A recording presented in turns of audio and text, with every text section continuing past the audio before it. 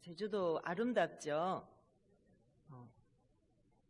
저희도 얼마 전에 이제 제주도 같이 교역자들 갔다 왔는데요. 가는 곳마다 볼거리도 많고 또 아름다운 그런 자연 비경들이 너무 많죠. 때로는 제주도에서 좀 더 오래 있으면 좋겠다. 좀 계속 한 달 정도 쉬었으면 좋겠다. 막 이런 마음이 들기도 해요. 그런데 또 어제 그제 또 뭐 태풍 다 났어요? 태풍이 한번 오면 또 어때요? 그렇게 좋은 살기 좋고 아름답고 너무 그렇게 좋은 제주도도 한번 태풍이 몰아치면 어떻든가요? 배도 끊기고 하늘길 바닷길이 다 끊겨가지고 아주 그냥 고립된 섬이 되고 말죠. 우리나라 가을 하늘이 너무 예쁘죠? 맑고. 그런데 요즘은 어때요? 요즘 우리나라 가을 하늘은 예전처럼 그러진 않는 것 같아요. 예전에는 우리가 외출하려면 오늘 비가 오려나? 오늘 비 오나 하고 뭘 챙겨요? 우산 챙기잖아요. 근데 요즘은 어때요? 외출하려면 뭐부터 봐요? 미세먼지가 어떻게 되나? 초미세먼지는 괜찮나? 마스크 준비해야 되나? 이렇죠. 우리가 마음 놓고 살아갈 수 없는 그런 날들이 좋은 날도 있지만 공기가 안 좋아서 또는 때로는 이게 기후가 안 좋아서 이렇게 오락가락하는 날들이 많습니다. 공기뿐 아니라 우리가 살아가는 삶도 마찬가지인 것 같아요. 맑고 쾌청한 날만 좋은 날만 있는 게 아니라 때로는 너무 힘들고 괴롭고 답답한 날, 숨 막힐 것 같은 뭔가가 풀리지 않아서 답답한 그런 날도 우리가 많이 있는 것을 우리 삶을 통해서 우리가 알게 됩니다. 자, 오늘 그 말씀의 주제가 제가 유산같이 아름다운 지혜 이렇게 정했어요. 자, 오늘 왜 지혜가 유산같이 아름답다고 하는지 우리 11절에 한번 보니까요. 지혜는 유산같이 아름답고 햇빛을 보는 자에게 유익이 되다 이렇게 말했어요. 다른 설명이 없어요. 왜 유산같이 아름다운가에 대해서 다른 설명이 없어요. 그런데 성경에 보면 이스라엘 백성들이 이 유산, 유업, 기업 같은 말이거든요. 부모로부터 물려받은 그 기업, 유업을 굉장히 소중하게 여겼습니다. 특히 고대 이스라엘에 있어서는 토지는 하나님께서 주신 것으로 자기 자손 대대로 이렇게 물려받았죠. 그래서 다른 사람에게 그 소유가 넘어가는 것을 엄격히 금하고 있습니다. 레위기서에 보면. 그래서 유업을 물려받을 자손, 아들이 이제 죽고 없으면 그것을 기업물을 자 해가지고 고해를 해가지고 그 가까운 친족을 통해서 그 기업을 무르게 되죠. 그래서 그 땅 주인이 나중에 형편이 되면 나중에 갚을 수 있지만 그 안 갚아도 형편이 안 돼서 안 갚아도 그거 가지고 굳이 뭐 죄가 되거나 이러지는 않았습니다. 우리 룻기 3장 4장에 보면 그 유업물을 자에 대해서 나오는데요. 그 엘리멜렉이 자기 아내 나오미와 두 아들을 데리고 모압으로 가죠. 이스라엘이 흉년이 드니까 그곳에서 살다가 이제 나오미가 남편도 죽고 한 10년쯤 살았는데 남편도 죽고 두 아들도 죽고 모압 여자를 며느리로 둘을 맞이했는데 며느리 둘하고 이 어머니 나오미만 남았습니다. 한 10년쯤 살다가. 그런데 하나님이 이스라엘 땅을 이제 또 기억하셔서 이스라엘 땅을 회복시켰다. 이스라엘 땅에 이 흉년이 그쳤다라는 소리를 듣고 이제 베들레헴으로 돌아오죠. 그런데 베들레헴에 나오미가 돌아오니까 사람들이 아니 이게 나오미가 아니냐. 10년 만에 돌아오니까 나오미 가족이 그때만 해도 이스라엘에 살 동안만 해도 나오미 가족이 아주 부유하게 잘 살았던가 봐요. 그런데 다 잃어버리고 남편도 잃어버리고 아들 둘을 잃어버리고 모압 이스라엘 여자도 아닌 며느리 모압 며느리 하나 두 며느리 중에서 한 며느리는 떠나가고 룻만 어머니를 따라오죠. 어머니 가는 곳에 내가 가고 어머니 백성이 내 백성이 되고 어머니 하나님이 내 하나님이 되겠습니다. 나를 내치지 마십시오 해가지고 그 며느리와 딸랑 둘이서 모압 며느리하고 이스라엘에 이제 베들레헴에 돌아오니까 사람들이 아니 이게 누구야, 나오미가 아닌가 하니까 나를 나오미라고 하지 마라. 나오미라는 말은 그 희락이라는 뜻이거든요. 나를 마라라고 해라. 마라. 여러분 마라의 쓴물 기억하시죠? 괴롭다라는 뜻이거든요. 나 너무나 괴로웠다. 괴로운 자가 되었다. 내가 예전에는 내가 정말 기쁨의 사람이었지만 지금은 너무나 이렇게 내가 초라하고 보잘것없고 부끄러운 사람이 되어서 돌아왔다. 그렇게 하죠. 그렇게 하고는 룻을 통해서 보아스를 만나게 되고, 보아스가 가장 가까운 엘리멜렉의 친족이다 보니까 보아스를 통해서 연결해가지고 룻과 보아스가 결혼해서 아들을 낳게 되고, 그 계보에서 누가 나와요? 예수님이 나오게 되죠. 기업 물을 자가 보아스가 된 거예요. 이들이 그때만 해도 이렇게 엄청난 축복받은 가문이 될 줄은 상상도 못했겠죠. 그래서 그 기업 물을 자가 우리가 나옵니다. 그래서 이 유산은, 지혜는 이렇게 유산과 같이 아름다운 거다. 이렇게 유산. 이것뿐만 아니라도 우리가 내가 알지 못하는 어떤 막 큰 땅이 한 2만 평, 너무 적은가? 2만 평? 어디 땅이 막 재개발되는 곳에 땅이 있었는데 그 알고 보니까 찾아서 보니까 그 자손들이 아무도 없어갖고 나한테까지 왔네요. 어느 날 막 나한테 뭐가 날라왔는데 보니까 이 땅 주인이 다 물려받을 자가 당신밖에 없다라고 왔으면 여러분 기분 나빠요, 좋아요? 기분 나빠요, 좋아요? 그냥 좋아요? 엄청 좋잖아요. 그런데 내가 유업을 물렀는데 거기서 예수 그리스도가 우리 가문을 통해서 태어났다, 예수님이 오셨다, 그러면 이것보다 더 엄청난 축복이 어디 있겠어요. 그래서 이 지혜는 유산같이 아름답다라고 이렇게 오늘 말씀을 시작을 하고 있습니다. 그리고 햇빛을 보는 자에게 유익하다. 햇빛을 보는 자는 어떤 사람들이에요? 살아있는 사람, 숨쉬고 있는 사람, 산자. 산자에게 지혜는 유익하다라고 말하고 있습니다. 유산이 살아있는 자손에게 이렇게 이어지죠. 대대로 물려주는 게 유산이잖아요. 살아있는 사람에게 물려주잖아요. 지혜도 살아있는 사람들의 삶 속에서 계속해서 유익을 준다는 말입니다. 우리 잠언 4장 7절에 보니까 그래서 지혜가 제일이니 지혜를 얻으라. 네가 얻은 모든 것을 가지고 명철을 얻을지니라, 이렇게 말씀하고 있습니다. 왜? 살아있는 사람, 모든 사람에게 이 지혜는 너무나 중요한 것이기 때문에 네가 가지고 있는 모든 것을 가지고 지혜를 얻으라는 것입니다. 자, 우리 12절 한번 볼까요? 12절 여기 한번 우리 같이 읽어보겠습니다. 시작. 지혜의 그늘 아래에 있음은 돈의 그늘 아래에 있음과 같으나 지혜에 관한 지식이 더 유익함은 지혜가 그 있는 자를 살리기 때문이니라. 아멘. 옛날 성경에는 지혜의 보호 아래에 있음은 이렇게 나와요. 근데 여기는 그늘 아래에 있음 이렇게 나오죠. 그늘. 우리말 성경에는 어떻게 나왔냐면 돈이, 그러니까 지혜를 돈하고 연결지어서 지금 이야기하고 있죠. 돈이 방패막이가 되듯 지혜도 방패막이가 된다. 그러나 지혜를 깨우쳐 아는 지식이 더 뛰어난 이유는 지혜가 그것을 가진 사람에게 생명을 주기 때문이다. 아멘. 이렇게 말씀합니다. 자, 그늘이란 말은 보호한다는 그러한 뜻이에요. 보호. 자, 그늘은 뜨거운 태양으로부터 사람을 보호하죠. 근데 특별히 지금 이스라엘 백성들에게 하나님 말씀하시는 거잖아요. 특별히 이스라엘에서는 햇볕이 너무나 낮에 강하기 때문에 이 그늘이 사람을, 그늘 아래 있으면 사람을 굉장히 시원하게 해주기 때문에 사람을 보호해주는 역할을 하는 것이죠. 자, 그늘 그러면 또 뭐가 생각나나요? 성경에서 그늘. 요나 생각나시죠? 요나와 박농쿨 그 그늘. 자, 요나가 하나님께서 너는 니느웨로 가서 니느웨 백성들에게 성읍에 가서 다니면서 외쳐라. 40일 후면 이 성이 망할 거다. 그러니까 요나가 가기 싫어가지고 엉뚱한 데로 도망가죠. 다시스로. 그러다가 어떻게 됐어요? 물속으로 들어가죠. 하나님이 그냥 물고기 뱃속에 들어가게 하셔가지고 고기 잡는 어부들에 의해서 물고기 던져지게 되죠. 배에 탔는데. 그래서 그 속에서 물고기 뱃속에서 하나님 앞에 3일 동안 철저히 회개하고 다시 사명을 받고 하나님께서 가라 한 니느웨로 갑니다. 그리고 니느웨 성에 다니면서 40일 후면 이 성이 망한다.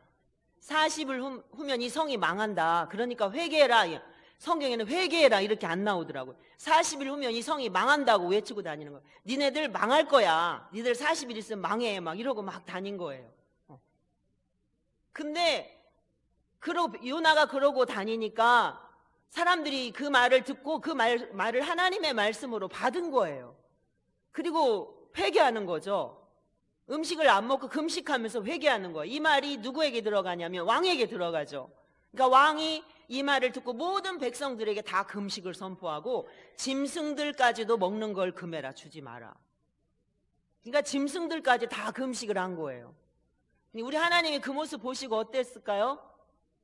하나님께서 뜻을 돌이키시죠. 뜻을 돌이키시고 그 백성들을 멸망시키잖아요. 근데 이제 문제는 누구에게 있어요? 요나에게 있는 거예요. 요나가 너무 배 아픈 거예요. 배 아파.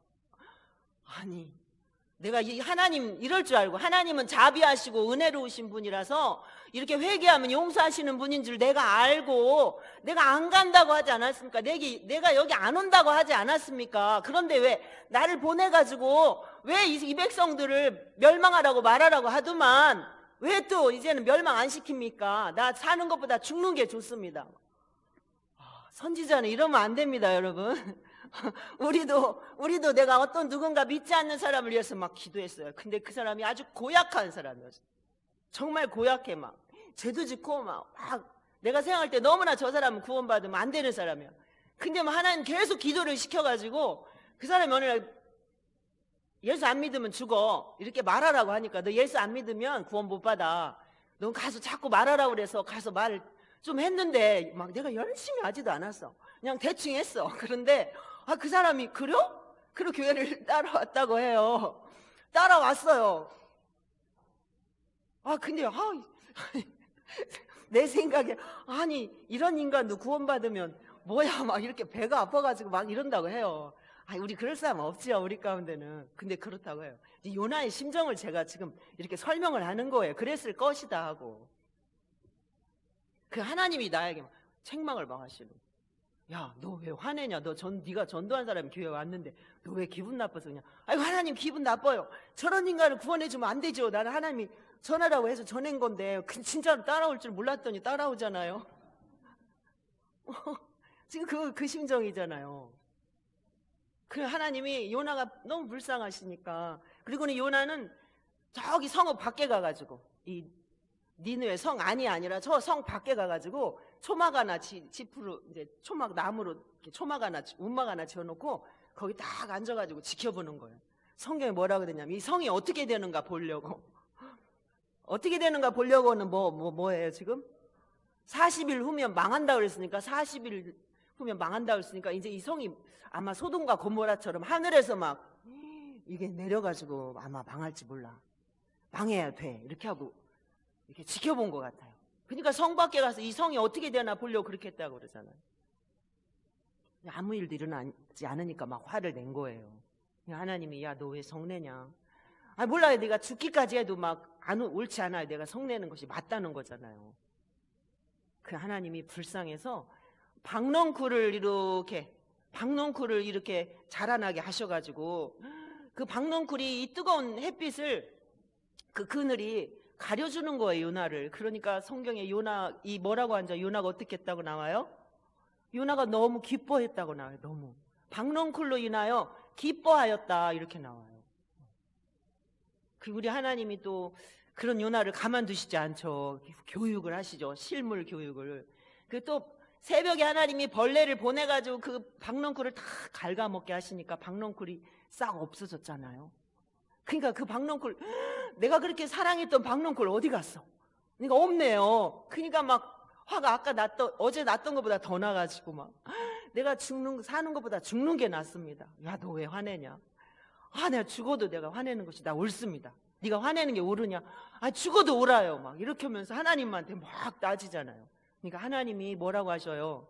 야, 넌 네가 심지도 않고 네가 키우지도 않고 가꾸지도 않은 이 박넝쿨을 그렇게 사랑했는데 이 성에는 좌우를 분별하지 못하는 그러한 사람들이 12만 명이나 있고 가축도 엄청 많다.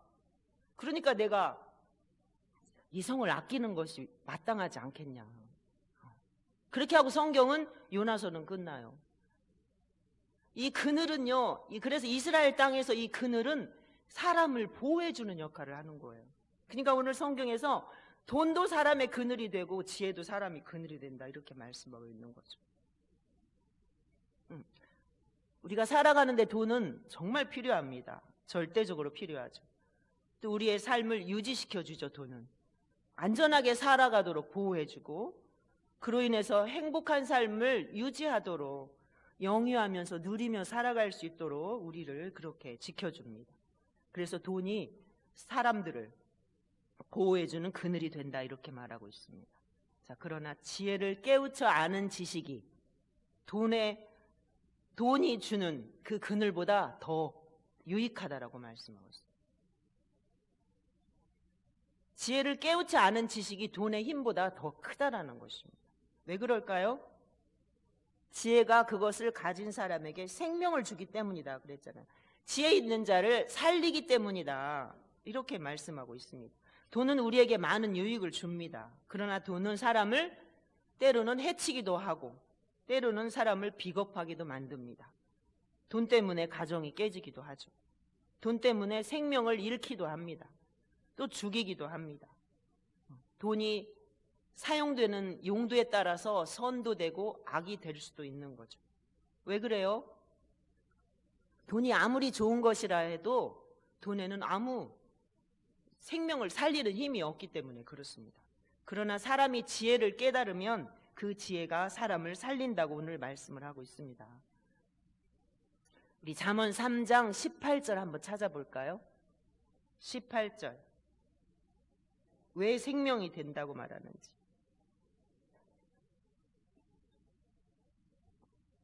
잠언 3장 18절.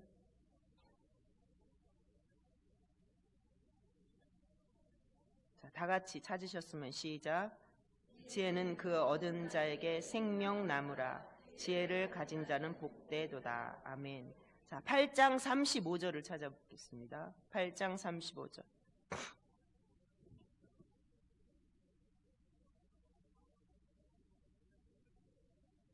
시작. 그러나 나를 잃는 자는 자기의 영혼을 해하는 자라. 거기까지. 나를 잃는 자. 나가 누굴까요? 지혜.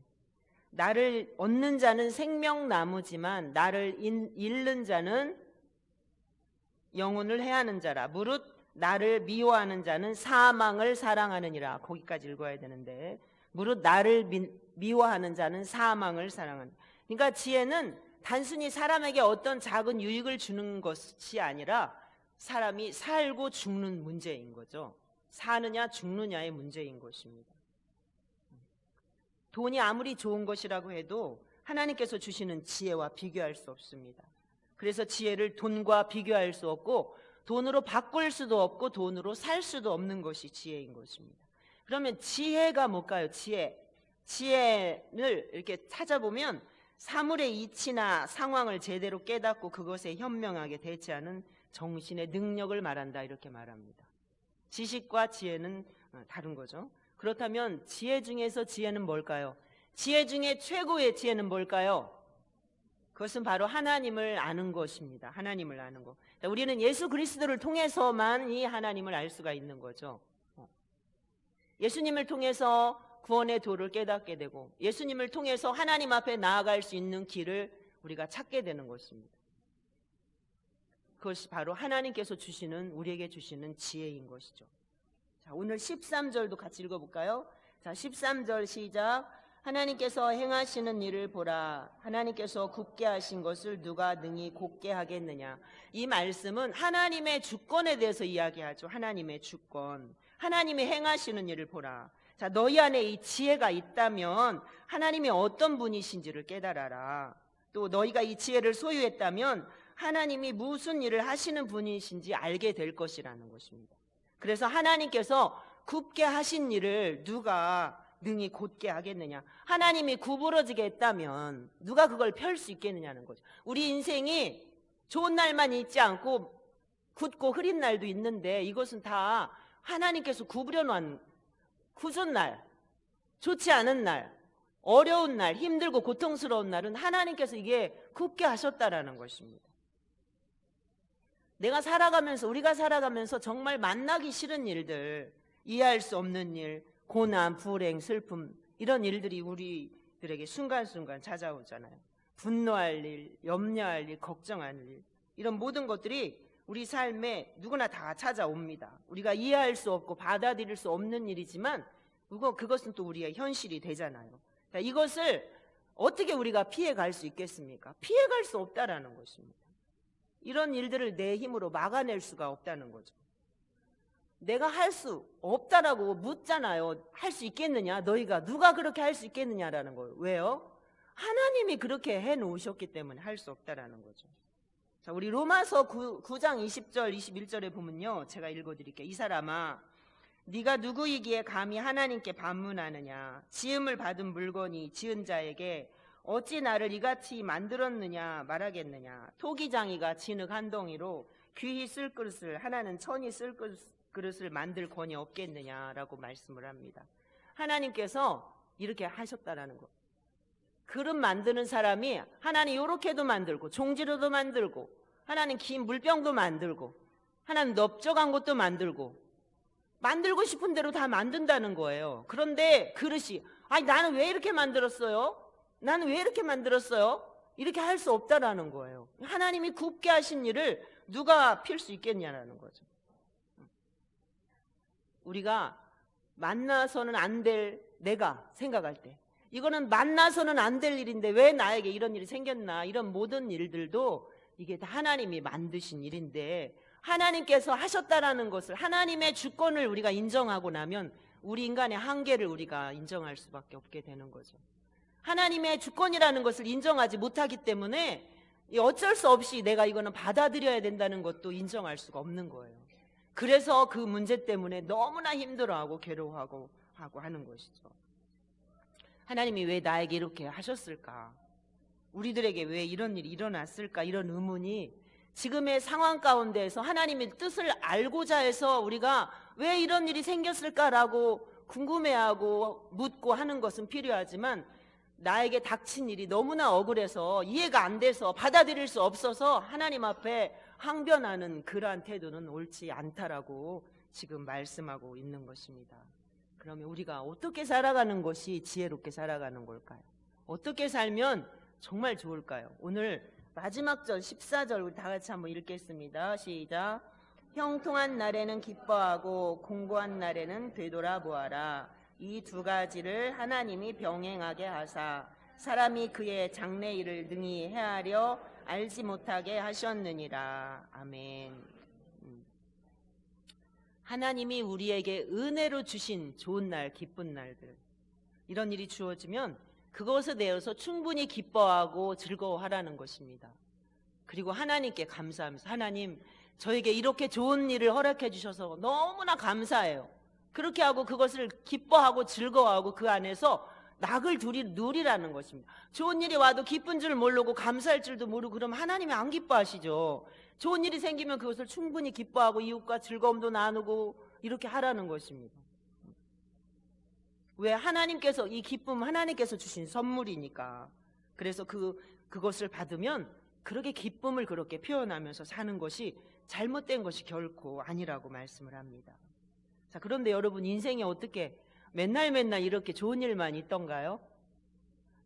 좋은 일만 있지 않죠. 모든 사람에게 다 힘든 일, 어려운 일, 반갑지 않은 일은 다 찾아옵니다. 누구에게나 찾아오죠. 그렇다면 이 고난은 우리에게 고통만 줄까요? 우리에게 아픔만 주나요? 그렇지 않죠. 우리는 고난을 통해서 우리가 성숙해지는 것을 알 수가 있습니다. 우리가 믿음 안에서 산다고 생각하지만 우리가 고난을 딱 당해보면, 정말 큰 일을 딱 만나보면 우리가 내 신앙이 진짜인지 아닌지, 아니면 껍데기인지, 겉만 그럴듯한지가 나타나게 되죠. 고난 앞에서. 그래서 고난이 나에게 찾아오면 고난 앞에서 나를 성찰해보고 나를 되돌아보아라, 이렇게 말씀하고 있습니다. 나를 돌아보아라. 내가 지나온 시간들을 한번 다시 돌이켜보면서 내가 뭐 잘못한 건 없는지, 나에게 죄악된 것은 없는지, 내가 하나님 앞에 부끄럽게 행한 것은 없는지, 이웃과의 관계에서 내가 불편한 일은 없는지, 이런 것들을 돌아보는 그러한 시간이 되면 오히려 그 시간을 통해서 고난이 나에게 내 여물지 않은 신앙의 알맹이를 아주 튼실한 그런 알맹이 있는 신앙으로 만들어지는 그 과정을, 그 기간인 것을 우리가 알게 될 것입니다.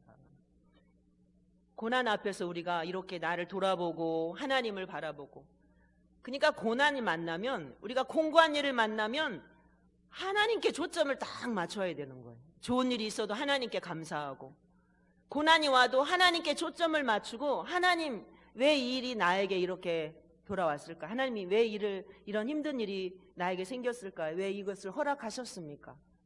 하나님이 허락하시지 않으면 아무 일도 나에게 일어나지 않으니까 하면서 하나님께 초점을 맞추고 하나님의 뜻을 찾고자 한다면, 그 속에서 고난도 나에게 너무나 많은 유익을 주고 깨달음을 주니까 고난마저도, 기쁜 일 못지않게 고난마저도 나에게는 유익한 일이 되는 거예요.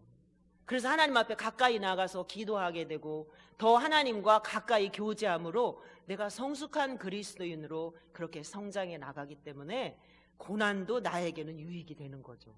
우리 지난주에도 고난 이야기 많이 들었잖아요. 예수님이 어떻게 고난당하셨어요?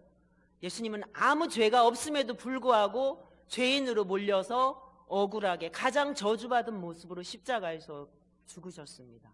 예수님처럼 고난당한 사람은 이 세상에 없지요. 그런데 고난 뒤에 예수님은 모든 예수 믿는 사람들이 다 예수님 앞에 무릎을 꿇는 그러한 영광을 받으시는 자리에 예수님이 서게 되었습니다. 고난을 통과해야 이 영광이 있는 것이죠. 하나님이 우리에게 고난을 허락하시는 것이 다 하나님의 깊은 뜻이 있고 하나님의 어떤 계획이 다 있다라는 것을 우리가 말씀을 통해서 알 수 있습니다. 우리 인생의 날에는 오늘 말씀처럼 형통한 날도 있고 공고한 날도 분명히 있습니다. 이것을 다 하나님께서 그렇게 만드셨다라고 지금 말씀하고 있습니다. 그리고 사람들에게 언제 좋은 일이 일어날지, 언제 나에게 어려운 일이 어느 날 갑자기 닥칠지 아무도 알 수 없게 하셨다라고 분명히 말씀하고 계십니다. 언제 찾아오는지 알 수 없도록 하셨다라는 거, 그게 하나님께서 하셨다라는 것입니다. 그런데 사람들은 어때요? 자기의 장래를 정말 알고 싶어 하죠. 그래서 예수 안 믿는 사람들은 무당을 찾아가고, 그래서 내일 우리 아이가 학교를 어떻게 될지, 국회의원은 내가 떨어질지 안 지역구 어디를 나오면 내가 될지 막 이런 것들 궁금해 하잖아요. 우리 정치인들 보니까 그런 분들 많이 있더라고요. 계속해서 그 어떤 한 사람에 의해서 자기의 장래 미래를 이렇게 전보고 이렇게 해가지고 지금까지 왔던 분들이 있더라고요. 예수 믿는 사람들 중에도 그런 분들이 있어요. 예수 믿는 분들 중에도 어떤 분들이 예언의 은사를 받았다 그러면 그냥 솔깃하죠. 솔깃해가지고 막 나에 대해서 좀 알고 싶어가지고 나는 어떻게 될까? 근데 하나님이 뭐래요? 아무도 장래일을 알 수 있게 하셨다, 없게 하셨다? 없게 하셨다라고 오늘 분명히 말씀하고 있습니다. 그러니까 궁금해하려고 하지 마세요. 궁금해하려고 하지 마셔요. 이 좋은 날과 기쁜 날과 공고한 날을 병행하게 하셔서 이 사람이 장래일을 능히 알 수 없도록 하셨기 때문에 우리는 어떻게 살면 되는 거예요? 하나님께서 허락하신 날들을 하루하루 한 걸음 한 걸음 하나님 바라보면서 하나님이 이끄시는 대로 말씀과 기도를 통해서 나를 돌아보면서 하나님이 이끄시는 대로 따라가면 되는 거예요. 따라가면. 근데 우리는 한 걸음 한 걸음 가려고 안 해요. 가만히 있다가 어느 날 팔짝 뛰어가지고 좋은 일을 만나길 바라는 일이 얼마나 많아요. 그러면 안 된다라는 것입니다. 자, 하나님이 우리를 미래를 알 수 없게 하셨어요. 우리의 인생을 설계하시는 분은 우리가 아니에요. 하나님이세요. 우리 인생의 설계자는 하나님이세요. 한번 해볼까요? 내 인생의 설계자는 하나님이시다. 우리는 하나님에 의해서 다 지어진 피조물이기 때문에 하나님께서 우리의 모든 주권을 다 가지고 계신 것입니다. 내 인생의 주권은 그래서 내게 있는 게 아니라 하나님께 있는 것이죠. 하나님께서 허락하신 일들을 우리는 만나면서 살아가는데 그것을 내 것으로 하나님께서 나에게 허락하신 일이기 때문에 내가 하나님의 주권을 인정하고 받아들이면서 하나님이 이끄시는 대로 그렇게 따라가는 것이 인생의 설계자 되신 하나님의 뜻대로 살아가는 것이 우리의 본분인 것이죠. 그럼 우리는 뭐 그냥 수동적으로 따라가면 된다는 말인가요? 그렇지 않죠. 우리가 기도는 왜 해요? 하나님, 오늘 하루를 살아가는 동안에 하나님께서 나에게 이끄실 때, 하나님께서 나에게 말씀하실 때, 아, 이게 하나님 뜻이구나라고 빨리 발견하고 하나님 뜻대로 그 길을 걸어갈 수 있도록, 하나님께서 나에게 뭔가를 깨닫게 하실 때, 아, 이게 하나님께서 나에게 깨닫게 하시는 거구나 하고 하나님의 뜻을 찾고 그 말씀대로 이끄시는 대로 따라가기 위해서 우리가 기도하는 거잖아요. 우리 인생의 설계자는 하나님이시고 내 인생은 내 뜻대로 그래서 되는 것이 아니라 내 인생의 설계자 되신 하나님께서 이끄시는 대로 나는 따라가면 되는 거다. 우리 제자훈련 할 때 하는 이야기 있죠. 우리 인생의 내 인생의 운전사가 누구예요? 예수님이죠. 그럼 우리는 예수님 옆자리에 앉아서 예수님이 이렇게 내 인생을 운전하시니까, 내 갈 길을 예수님이 운전하고 가시니까 우리는 그냥 앉아서 이야기도 하고 맛있는 것도 같이 먹고, 내가 모든 삶 속에서 어쩌고 예수님 이거 이렇게 예수님과 함께 대화하면서 예수님과 교제하면서 그렇게 한 걸음 한 걸음 우린 따라가면 된다라고 말씀하고 있습니다. 여러분, 지혜는 유산같이 아름답고 모든 산자에게 유익한 것이다. 돈도 사람에게 그늘이 되어서 보호해주지만 지혜는 사람을 살리기도 하고 죽이기도 하는 살고 죽는 거다. 그러니까 지혜를 얻는 자는 생명을 얻지만 지혜를 잃는 자는 사망을 사랑하게 된다라는 것을 꼭 여러분 기억하시고, 내가 어떻게 사는 것이 그럼 지혜 있게 사는 건가? 인생은 좋은 날도 있지만 안 좋은 날도 있다. 안 좋은 날, 좋은 날만 기뻐하고 안 좋은 날은 푹 주저앉아가지고 하나님 원망하지 말고, 이것을 병행하게 하신 분이 하나님이니까 좋은 날에는 기뻐하고 안 좋은 날이 있으면 나를 돌아보면서 그 속에서 하나님을 뜻을 찾고자 하나님의 뜻을 따라서 한 걸음 한 걸음 살아가는 것이 가장 지혜 있게 살아가는 인생이라는 것을 오늘 말씀하고 있습니다. 여러분, 우리 모두가 유산같이 아름다운 그 지혜를 얻기를 늘 소망하면서 하나님의 뜻을 찾고자 하는 우리 모두가 되었으면 좋겠습니다.